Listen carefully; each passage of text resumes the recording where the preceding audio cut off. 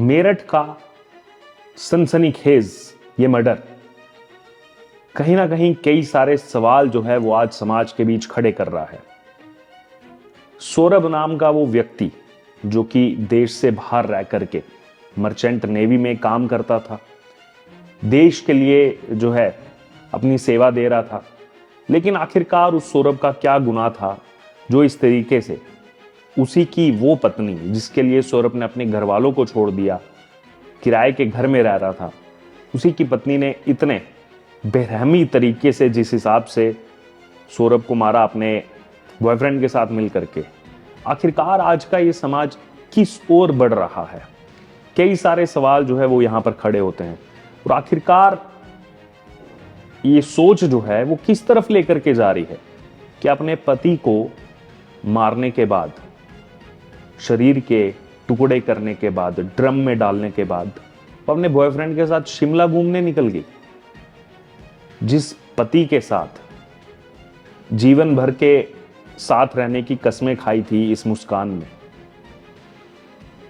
जिस पति के साथ इतने सारे सपने देखे थे, एक बेटी भी थी, आखिरकार ऐसा क्या हो गया कि उस पति की इतने बेरहम तरीके से सीने में पहले चाकू मारा गया, उसके बाद टुकड़े किए गए, ड्रम में डाला गया, ड्रम में डालने के बाद सीमेंट भरा गया, सीमेंट भरने के बाद ऊपर से पानी डाल दिया गया ताकि सीमेंट सेट हो जाए। और दिमाग में आइडिया क्या लगाया कि मजदूरों को बुलाएंगे, मजदूर बुला करके ड्रम को बाहर फेंकवा देंगे। मजदूर भी बुलाए गए, लेकिन वो इतना भारी हो चुका था वो ड्रम कि मजदूर फेंक नहीं पाए और बदबू भी उससे आने लगी थी। लेकिन आखिरकार ये जो मानसिकता पनप रही है, और ये एक इकलौती घटना नहीं है, बीते कुछ समय से ऐसी कई घटनाएं जो हैं वो इस समाज में घटित हो रही हैं। तो आखिरकार इन घटनाओं के लिए जिम्मेदार कौन है?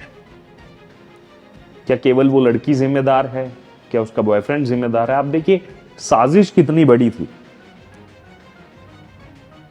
कि फेक आईडी बना दी जाती है, जिस अपने पति को मार दिया गया उसका फोन जो है लेकर के साथ में शिमला चली गई और घर वालों से चैट करती रही, लेकिन फोन नहीं उठाया।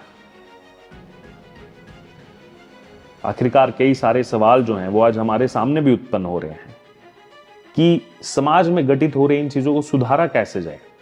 और इसी बीच देखिए वो जो लड़की है उसके पेरेंट्स की भी प्रतिक्रिया जो है वो सामने आ रही है। उस लड़की के पेरेंट्स क्या कह रहे हैं? उस लड़की के पेरेंट्स कह रहे हैं कि दे दो, फांसी की सजा दे दो, हमें कोई हमदर्दी नहीं है। वो लड़का बहुत अच्छा था, बहुत प्यार करता था, अपने परिवार से बहुत प्यार करता था, इस लड़की से बहुत प्यार करता था, लेकिन हमारी लड़की ने जो जघन्य अपराध किया है उसके लिए उसको फांसी दे देनी चाहिए।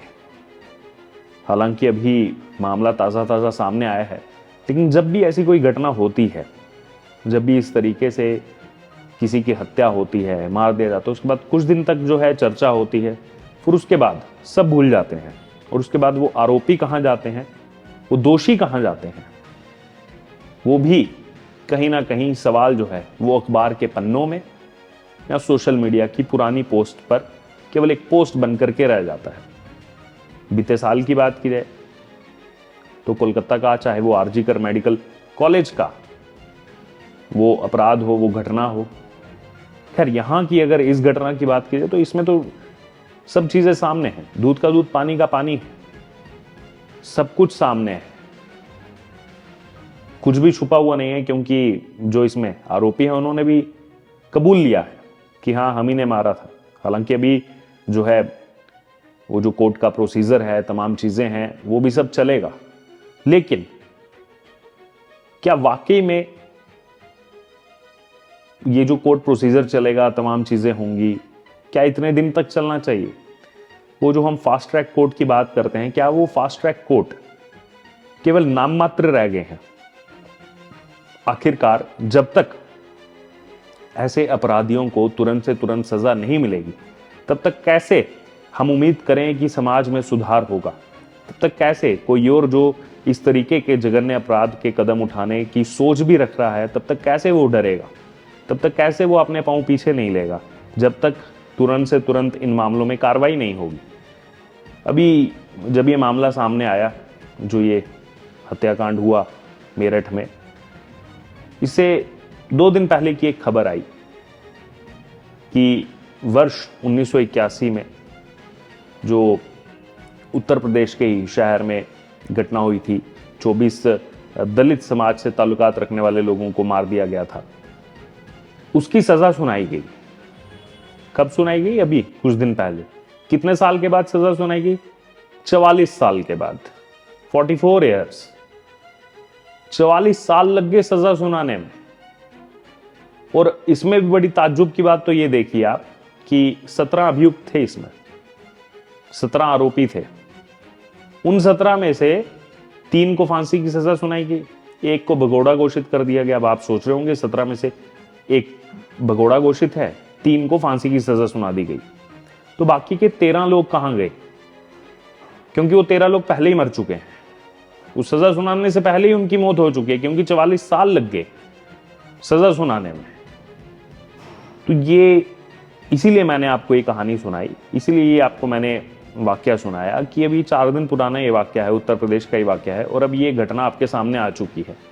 अब ऐसा ना हो कि यहां पर भी सजा सुनाने में इतना समय निकल जाए कि वो जस्टिस से ज्यादा टॉर्चर हो जाए। वो कहा जाता है, वो एक कहावत है कि जस्टिस अगर लेट डिलीवर हो रहा है तो उसको जस्टिस नहीं कहा जाता, किसी मायने में उसको जस्टिस नहीं कहा जाता। बहरहाल अभी पड़ोसियों की भी प्रतिक्रिया सामने आ रही है कि वो लड़की ज्यादा निकलती नहीं थी, एक चोटी वाला लड़का जो है वो घर आता जाता रहता था, वो चोटी वाला लड़का वही है। बाहर वकीलों ने भी पीटा है जब ले जा रहे थे कोर्ट में, और उसके बाहर जब लेके आ रही थी पुलिस, तो वकीलों ने भी जो है वो पीटा है यहाँ पर इन दोनों को। इसी बीच जो ये रहने वाली मुस्कान रस्तोगी, ये तो कुछ खास बोल नहीं रही है, कुछ खास जो है यहाँ पर इसकी तरफ से बताया तो जा नहीं रहा है, और पूछना भी क्या है। जिस तरीके का जघन्य अपराध किया है, इतनी हिम्मत आती कहां से है लोगों में, ये भी एक सवाल यहाँ पर उत्पन्न हो रहा है। और अभी तो ये भी कुछ कहा जा रहा है कि ये गांजे का सेवन जो है वो करते थे, और मारने से पहले दोनों ने वहां बैठ करके गांजे का सेवन किया है। जो सब्जी बनाई थी, सब्जी में नशे की दवाई जो है वो मिला करके वो पति को सुलाया था, और उसके बाद उसको बुलाया, अपने बॉयफ्रेंड को बुलाया, फिर बैठ करके दोनों ने गांजे का सेवन किया। उसके बाद वो जो चाकू पहला मारा वो इसी लड़की ने मारा, इसी वो जो सौरभ की पत्नी ने ही वो पहला चाकू मारा। गलती तो दोनों की बराबर की है, लेकिन अब यहां पर ये देखना होगा कि आखिरकार जो जस्टिस यहां पर मिलना चाहिए वो जस्टिस कितनी जल्दी मिलेगा, ताकि इस तरीके की सोच रखने वाले जो अपराधी हमारे समाज के अंदर हैं उनके अंदर एक खौफ पैदा हो। ऐसा खौफ पैदा हो कि अगली बार ऐसा अपराध करना तो बहुत दूर की बात है, कि सोचने से पहले भी वो 100 बार थर थर कांपे। बहरहाल अब हमें इंतजार है कब तक ये जस्टिस डिलीवर होगा। आपको क्या लग रहा है इस मामले में? ये ऐसी खबर, दिल झकझोर कर रख देने वाली मेरठ की ये खबर, ये वो हत्याकांड, कई सारे सवाल इसने समाज में खड़े कर दिए हैं। आज के जो रिलेशनशिप्स में भी टॉक्सिसिटी देखने को मिल रही है, इस पर भी कई सारे प्रश्न चिन्ह जो है वो यहाँ पर खड़े हो चुके हैं कि किस पर भरोसा किया जाए, किस पर भरोसा ना किया जाए। बहरहाल क्या कहना है आपका इस पूरी खबर पर, आप जरूर हमारे साथ कमेंट बॉक्स में शेयर करें और बने रहें तमाम अपडेट्स के लिए द डिजिटल रिपोर्टर के साथ। धन्यवाद।